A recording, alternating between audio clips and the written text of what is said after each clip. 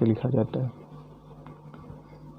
समुच्चय दो प्रकार से लिखा जाता है। यह अभी हमने बताया कि कैपिटल लेटर से प्रदर्शित किया जाता है और कैपिटल लेटर से प्रदर्शित करने के बाद मझले कोष्ठक के अंदर लिखा जाता है। और इसके अंदर क्या होते हैं, इनके अंदर जो भी होता है उनको बोला जाता है अवयव। क्या बोलते हैं? अवयव, मतलब एलिमेंट्स। तो समुच्चय लिखने के प्रकार।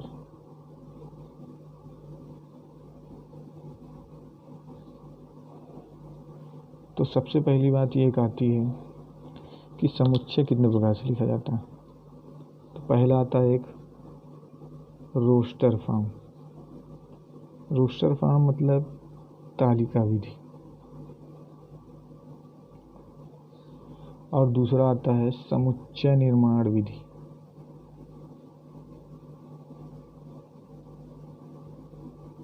अर्थात सेट बिल्डर फॉर्म।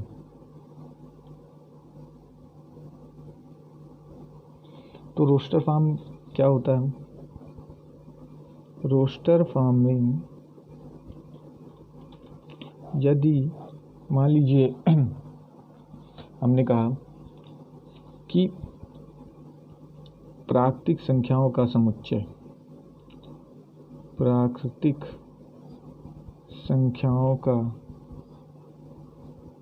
समुच्चय, तो यदि हम इसको लिखें तो मान लीजिए कि इस समुच्चय को हमने ए से प्रदर्शित किया और प्राकृतिक संख्याएं क्या है 1 2 3 4 5 डैश डैश डैश ये। तो रोस्टर फॉर्म क्या हुआ कि रोस्टर फॉर्म में अवयवों को कामा के रूप में विभक्त करके लिखा जाता है। सभी अवयवों को, जितने भी एलिमेंट्स हैं उसके सभी अवयवों को कामा के रूप में लिखा जाता है। ठीक, मान लीजिए एक सेट है, ये लिखा है इलाहाबाद शब्द के अक्षरों का समुच्चय। तो इलाहाबाद ये लिखा है, जैसे मान लीजिए इलाहाबाद। अभी हम इसके सभी अक्षर गिनेंगे तो 1 2 3 4 5 6 7 8 9। तो ए हो गया, एल हो गया, एच हो गया, बी हो गया, डी हो गया। 1 2 3 4 5, यहाँ 9 अक्षर दिखाई दे रहे थे। यहाँ पे 1 2 3 4 5 ही अक्षर हैं।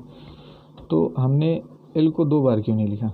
सबसे मेन बात यह है कि किसी भी समुच्चय में के रोस्टर फॉर्म में अवयव की पुनरावृत्ति नहीं करेंगे। क्या नहीं करेंगे? पुनरावृत्ति नहीं करेंगे। मोस्ट इम्पॉर्टेंट बात है, और अवयव की पुनरावृत्ति नहीं करेंगे। और दूसरी बात यह है कि रोस्टर फॉर्म में अवयव का क्रम मायने नहीं रखता। अवयव का क्रम मायने नहीं रखता, मतलब आप क्रम कुछ भी लिख सकते हैं। जैसे हमने यहाँ पे ये लिखा था, हो सकता था कि आप इसको किसी ने ये लिख दिया होगा LHABD, या फिर किसी ने लिख दिया होगा, किसी ने डी पहले लिख दिया ये। तो क्या बात आई? 2 बातें आई रोस्टर फॉर्म में। सबसे पहले रोस्टर फॉर्म क्या कि अब सभी अवयवों को एक मझले कोष्ठक के अंदर, सभी अवयवों को एक मझले कोष्ठक के अंदर अवयवों को कामा के द्वारा एक दूसरे से विभक्त करके लिखते हैं। मान लीजिए कि 1 से लेकर 5 तक की संख्याओं का समुच्चय है, तो क्या लिखेंगे? 1 2 3 4 या 5। तो देखिए हमने सभी अवयवों को लिखा है और कामा के द्वारा विभक्त किया। किसी भी अवयव का रिपीटिशन नहीं किया है, पुनरावृत्ति नहीं की है। और ज़रूरी नहीं है कि इसको हम इसी क्रम में लिखते। 2 को हम पहले लिख सकते थे, 1 को बाद में, फिर 3 लिख सकते थे, फिर 5 लिख सकते थे, फिर 4 लिख सकते थे। ठीक, तो रिपीटिशन अलाउड नहीं होता और क्रम मायने नहीं रखता। हाँ, तो समुच्चय तालिका विधि में हमने अभी क्या पढ़ा कि तालिका विधि, हिंदी में कहते हैं इसको तालिका विधि। तो तालिका विधि में हमने ये पढ़ा कि इसके प्रत्येक अवयव को मझला कोष्ठक के अंदर एक दूसरे से कामा के द्वारा विभक्त करके लिखते हैं। ठीक, मान लीजिए अंग्रेजी वर्णमाला के स्वरों का समुच्चय, तो क्या होगा? पहले तो मझला कोष्ठक ओपन, स्मॉल ए लिख दिया या कैपिटल ए कुछ भी लिखिए, ई आई ओ यू, कितने हैं? 5 अवयव हैं। अवयवों की संख्या कितनी हो गई? 5 अवयव हैं। यदि आपसे इसके अवयवों की संख्या पूछता तो आप लिखते नंबर ऑफ ए, मतलब ए नाम का कोई सेट है ना, तो नंबर ऑफ ए कितने हैं? 5 हैं। कितने हैं? 5 हैं। ठीक, तो हमने इनको कामा के द्वारा एक दूसरे से विभक्त करके लिख दिया। ठीक, यदि मान लीजिए कोई दूसरा एक उदाहरण लेते हैं कि 3 के प्रथम 5 गुणज, तो 3 से के प्रथम 5 गुणज, 3 एक कम 3 हो जाएगा, 3 दूनी 6 हो जाएगा, 3 त्रिक 9 हो जाएगा, 3 चौक 12 हो जाएगा, 3 पचे 15 हो जाएगा। प्रथम 5 गुणज की तो बात की है, तो 5 अवयव इसमें भी हैं और कामा के द्वारा विभक्त किया गया है। ठीक, यहाँ से बात ये समझ में आ गई। कुछ हमारे पास समुच्चयों को किन्हीं चिन्हों के द्वारा हम लोग प्रदर्शित करते हैं, जैसे प्राकृतिक संख्याओं का समुच्चय। तो प्राकृतिक संख्याओं के समुच्चय को हम लोग कैपिटल N के द्वारा यहाँ पे प्रदर्शित करेंगे। प्राकृतिक संख्याओं का समुच्चय, प्राकृतिक संख्याएं कौन सी होती हैं? 1, 2, 3, 4, 5 डैश अनंत तक। इसके बाद आता है होल नंबर, मतलब पूर्ण संख्याएं। पूर्ण संख्याओं को हम लोग कैपिटल W से दिखाएंगे। और पूर्ण संख्याएं क्या होती हैं? यदि प्राकृतिक संख्याओं में 0 को भी सम्मिलित कर लें तो वो पूर्ण संख्याएं बन जाती हैं। इसके बाद आता है इंटीजर, I या फिर कैपिटल Z। ज़्यादातर I से प्रदर्शित आपको मिलेगा, लेकिन कहीं कहीं पर आपको कैपिटल Z भी मिल जाएगा। ये क्या होते हैं? पूर्णांक, मतलब ये कि ऋणात्मक संख्याएं और धनात्मक संख्याएं और 0, ये सभी संख्याएं क्या हैं? पूर्णांक कहलाते हैं। अर्थात पूर्ण संख्याओं में ऋणात्मक संख्याओं को भी सम्मिलित कर लें तो पूर्णांक कहलाता है। और इनका समुच्चय को इनके समुच्चय को I से प्रदर्शित कर सकते हैं। इसके बाद आता है परिमेय संख्या। परिमेय संख्या को Q से प्रदर्शित करते हैं। किससे? Q से प्रदर्शित करते हैं। परिमेय संख्याएं जितनी भी हो जाएं Q से प्रदर्शित करते हैं। इसके बाद एक सबसे मेन बात आती है, जिसका अभी आगे एक चैप्टर आपको मिलेगा, संबंध एवं फलन। संबंध एवं फलन में, संबंध में आपका सबसे ज़्यादा अभी समुच्चय यूज होगा, सेट यूज होगा। ठीक, तो वहाँ पर कैपिटल R की बात आएगी। तो कैपिटल R क्या है? मतलब सभी वास्तविक संख्याएं। वास्तविक संख्याएं, जब वास्तविक संख्याओं की बात होगी तो कैपिटल R वहाँ पे प्रदर्शित करेंगे। क्या बात आई? प्राकृतिक संख्याओं को कैपिटल N से प्रदर्शित करेंगे, पूर्ण संख्याओं को W से प्रदर्शित करेंगे, इंटीजर पूर्णांक को I से प्रदर्शित करेंगे, परिमेय संख्याओं को कैपिटल Q से प्रदर्शित करेंगे और वास्तविक संख्याओं को रियल नंबर मतलब कैपिटल R से प्रदर्शित करेंगे। दूसरा प्रकार है समुच्चय निर्माण विधि। हमने समुच्चय की परिभाषा में ही बताया था कि समुच्चय क्या है? एक सुपरिभाषित संग्रह है। और संज्ञा, सुपरिभाषित संग्रह क्या होता था कि एक ऐसा संग्रह जो किसी एक फिक्स्ड नियम को फॉलो करे। तो समुच्चय निर्माण विधि में हम समुच्चय को उस नियम को एक सेंटेंस के रूप में लिखकर उस हिसाब से इसको लिखा करेंगे। मतलब कि इस समुच्चय का जो विशेष गुण होता था, अवयवों का जो विशेष गुण होता था, उसके रूप में अवयवों को लिखेंगे। जैसा कि दिखाते हैं कि मान लीजिए आपके पास एक समुच्चय था, ये रोस्टर फॉर्म उसका ये है कि 1 से लेके 5 तक की प्राकृतिक संख्याओं का समुच्चय। और यदि इसको हम सेट बिल्डर फॉर्म में लिखना चाहें तो क्या लिखेंगे कि सबसे पहले मेन बात यह है कि हमने इसको कैपिटल ए से प्रदर्शित किया है। और जाहिर सी बात है, जैसे हम जानते हैं कि समुच्चय को महिला कोष्ठक के अंदर ही लिखेंगे। और हमने ये किया कि इसके किस गुण को फॉलो करते हैं, हमने पहले ही बता दिया कि 1 से लेकर 5 तक की प्राकृतिक संख्याएं हैं। यहाँ पे प्रथम 5 प्राकृतिक संख्याएं हैं। गुण कौन सा मिला हमको कि प्रथम 5 प्राकृतिक संख्याएं हैं। ठीक, गुण हमको कौन सा फॉलो कर रहा है इस समुच्चय को कि प्रथम 5 प्राकृतिक संख्याएं। तो सबसे मेन बात कि उसी तरह महिला कोष्ठक के अंदर लिखेंगे। और इसको सेंटेंस के रूप में कैसे बनाएंगे, तो ये जितने भी अवयव हैं इनको किसी एक अक्षर के द्वारा पहले प्रदर्शित कर दिया जाए। स्मॉल अक्षर हम लोग मान लेते हैं कि स्मॉल x के रूप में ये सारे अवयव हैं। मान लेते हैं कि ये x1 हो सकता है, x2 हो सकता है, x3 हो सकता है, x4 हो सकता है, x5 हो सकता है। तो आगे बताएंगे भी।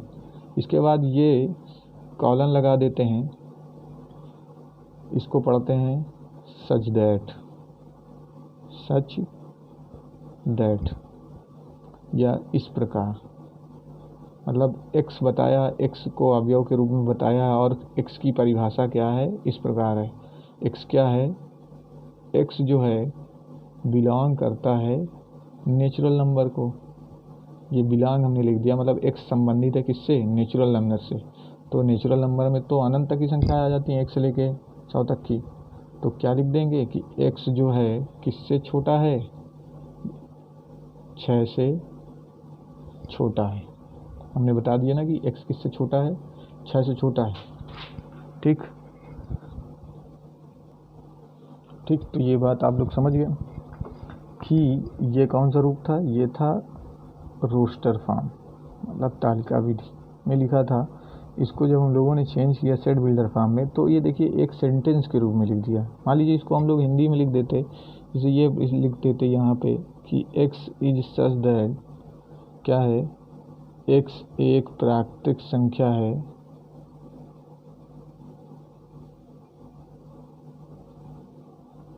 जो 6 से छोटी है। ये देखिए एक सेंटेंस के रूप में हो गया। तो 6 से छोटी है, तो 6 से छोटी सभी आ जाएंगी 1 से लेकर 5 तक। 1 भी आ जाएगा, 2 भी आ जाएगा, 3 भी आ जाएगा, 4 भी आ जाएगा और 5 भी आ जाएगा। दूसरा एक उदाहरण लेते हैं। मान लीजिए दूसरा हमारे पास एक उदाहरण है कि इलाहाबाद ALBHD। इलाहाबाद शब्द के स्वरों का इलाहाबाद शब्द के अक्षरों का समुच्चय। तो इसको यदि हम लोगों को लिखना हो तो उसी प्रकार लिखेंगे। इसके सभी अवयव क्या मान लेंगे, स्मॉल x मान लेंगे। और क्या है, x क्या है कि x जो है, x इलाहाबाद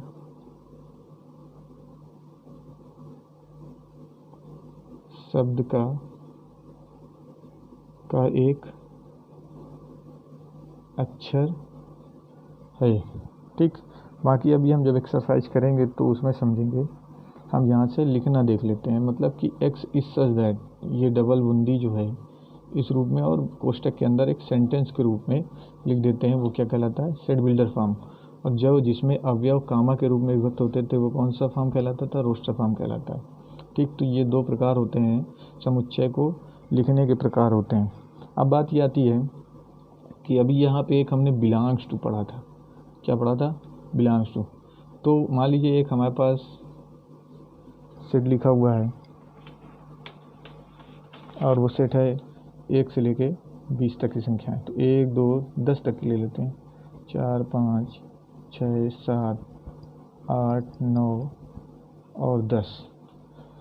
तो या इसके जितने भी अवयव हैं, कितने हैं, 10 अवयव हैं। यदि हम लिखें कि 1, क्या 1 बिलोंग करता है? जी बिल्कुल करता है।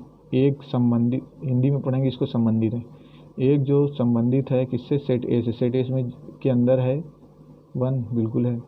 यदि आप लिख दें, यहाँ पे लिख देता मैं 12 संबंधित है क्या ए से? नहीं है। तो यहाँ लिखेंगे डज नॉट बिलोंग, मतलब 12 संबंधित नहीं है ए से। अगर यदि पूछा जाए आपसे कि 4 ए से संबंधित है, तो आप ये वाला चिन्ह बनाएंगे कि 4 संबंधित है ए से। यदि मान लीजिए कोई नेचुरल नंबर्स का सेट है, इसके अंदर सभी नेचुरल नंबर हैं, तो क्या 2 बिलोंग करता है कैपिटल एन को? जाहिर सी बात है कि कैपिटल एन से नेचुरल नंबर को दर्शाते हैं, तो जाहिर सी बात है 2 जो एक है प्राकृतिक संख्या है। अगर यदि पूछा जाए -2 बिलोंग करता है इनको? नहीं बिलोंग करता। -2 प्राकृतिक संख्या तो है नहीं है, तो यहाँ लिखेंगे does not belongs to capital. तो देखिए यहाँ पे कुछ उदाहरण हम ले लेते हैं, कुछ क्वेश्चन हमारे पास। संग्रह सुपरिभाषित संग्रह है कि नहीं? समुच्चय तो बात की बात क्वेश्चन करेंगे, पहले ये तो जान जाए ना कि सुपरिभाषित संग्रह है कि नहीं है। तो सबसे पहला क्वेश्चन आपको एनसीईआरटी में आपके मिलेंगे, लेकिन हम यहाँ से कुछ उदाहरण लेते हैं कि सुपरिभाषित संग्रह है कि नहीं। तो पहला क्वेश्चन है कि आपके विद्यालय के सभी बालकों का संग्रह, आपके विद्यालय के सभी बालकों का संग्रह। तो आपके विद्यालय में मान लीजिए 900 बच्चे हैं, तो 900 बच्चों का समूह जो इकट्ठा करेंगे तो सभी के लिए वही 900 बच्चे होंगे, कोई अलग से तो आ नहीं जाएगा किसी दूसरे विद्यालय का। तो क्या कहेंगे, सभी के सभी जितने भी लोग होंगे, यदि कोई इस संग्रह को पढ़ेगा तो 900 के 900 ही बच्चे बताएगा। तो ये क्या हो गया, एक सुपरिभाषित संग्रह हो गया। भारत के सर्वश्रेष्ठ 5 लेखकों का संग्रह, अब बताइए क्या ये सुपरिभाषित है? देखिए मान लीजिए कोई ये व्यक्ति है, ये भारत के 5 लेखक बता रहा है। हो सकता है उसको कहानियाँ ज़्यादा पसंद है, इसलिए उन्होंने कहानीकार को बताया 5 बेस्ट। कोई दूसरा व्यक्ति था, उसको कहानियाँ पसंद नहीं है, उसको गीत पसंद है, तो उसने 5 गीत लिखने वाले लेखकों को बता दिया। किसी को निबंध पसंद है या उपन्यास पसंद है, तो उसने उपन्यास लिखने वाले 5 बेस्ट लेखकों को बता दिया। तो सब के लिए अलग अलग हो गए। तो क्या ये एक सुपरिभाषित संग्रह बनेगा? नहीं बनेगा। 50 तक की प्राकृतिक संख्याओं का संग्रह, तो जाहिर सी बात है 1 से लेकर 50 तक की संख्याएं लिख देंगे संग्रह में, और वो सब के लिए वही संख्याएं होंगी। तो ये क्या हो गया, सुपरिभाषित संग्रह हो गया। 2 अभाज्य संख्याएं लिखिए, तो पहली अभाज्य संख्या होती है 2, उसके बाद 3, सबके लिए वही 2 अभाज्य संख्याएं होंगी। विश्व के 5 खतरनाक जानवरों के नाम, संग्रह। तो किसी ने, क्या पहले ये बताइए कि ये सुपरिभाषित है कि नहीं? तो चलिए चेक करते हैं। मान लीजिए एक लड़का कोई है मोहित ने सांप को बता दिया, शेर को बता दिया, चीता को बता दिया, बैल को बता दिया और बिल्ली को बता दिया। मान लीजिए कोई रोहन है, रोहन को शेर से खतरनाक लगता हो, चीता खतरनाक लगता हो, भालू खतरनाक लगता हो और हाथी भी खतरनाक लगता हो, और एक ले लेते हैं गेंडा खतरनाक लगता हो। तो क्या ये दोनों सेम है? दोनों की बातें सेम है? क्या दोनों किसी एक ही चीज़ तय कर रहे हैं? नहीं। तो क्या ये सुपरिभाषित संग्रह हुआ? ये सुपरिभाषित संग्रह नहीं है। तो आप आगे क्वेश्चन करिएगा और चेक करिएगा कि कौन सुपरिभाषित है कौन सुपरिभाषित नहीं है। जहाँ तक आप समझ गए होंगे अच्छे से कि सुपरिभाषित संग्रह क्या होता है और समुच्चय को कैसे लिखते हैं। यदि जब वो सुपरिभाषित संग्रह होगा तभी वह एक समुच्चय बनाया जाएगा, अन्यथा उसको समुच्चय के रूप में नहीं लिख सकते।